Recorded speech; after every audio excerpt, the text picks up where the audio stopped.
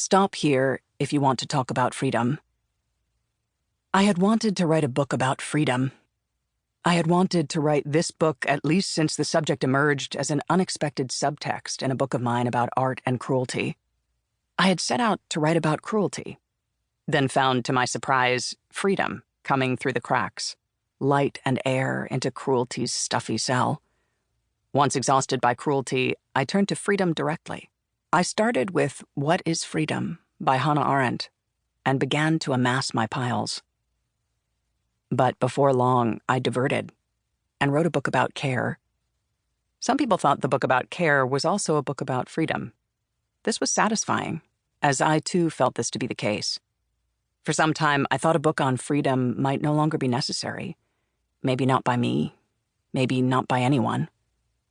Can you think of a more depleted, imprecise, or weaponized word? I used to care about freedom, but now I mostly care about love, one friend told me. Many have connected rather than opposed love and freedom.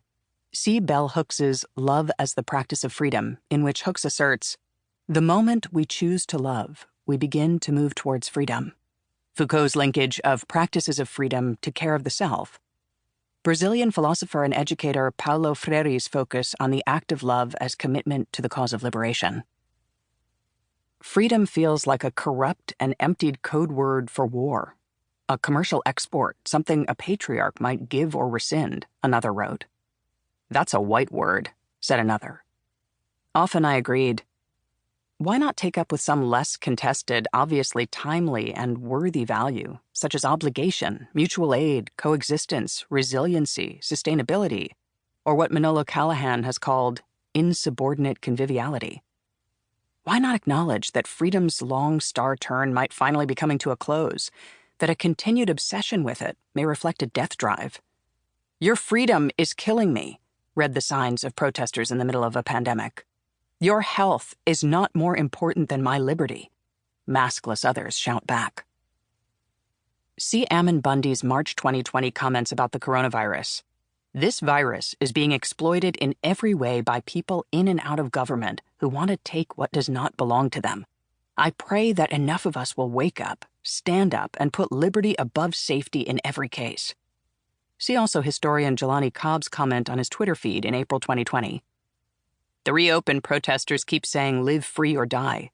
Someone should tell them those two things are not mutually exclusive." And yet, I still couldn't quit it. Part of the trouble resides in the word itself, whose meaning is not at all self-evident or shared. This method echoes Eric Foner's as he describes it in the introduction to The Story of American Freedom. Rather than seeing freedom as a fixed category or predetermined concept, I view it as an essentially contested concept, one that by its very nature is the subject of disagreement. Use of such a concept automatically presupposes an ongoing dialogue with other competing meanings.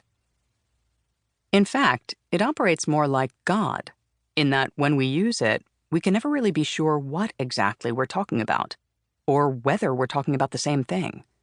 Are we talking about negative freedom, positive freedom, anarchist freedom, Marxist freedom, abolitionist freedom, libertarian freedom, white settler freedom, decolonizing freedom, neoliberal freedom, Zapatista freedom, spiritual freedom, and so on? All of which leads to Ludwig Wittgenstein's famous edict, "The meaning of a word is its use." I thought of this formulation the other day when, on my university campus, I passed by a table with a banner that read, "Stop here if you want to talk about freedom." Boy, do I thought. So I stopped and asked the young white man, probably an undergraduate, what type of freedom he wanted to talk about. He looked me up and down, then said slowly, with a hint of menace, a hint of insecurity, "You know, regular old freedom." I noticed then that he was selling buttons divided into 3 categories: saving the unborn, owning the libs, and gun rights. As Wittgenstein's work makes clear, that the meaning of a word is its use is no cause for paralysis or lament. It can instead act as an incitement to track which language game is being played. Such is the approach taken in the pages that follow, in which freedom acts as a reusable train ticket, marked or perforated by the many stations, hands, and vessels through which it passes. I borrow this metaphor from Wayne Kostenbaum, who once used it to describe the way a word or a set of words permutates in the work of Gertrude Stein. What the word means is none of your business, Kostenbaum writes, but it is indubitably your business where the word travels.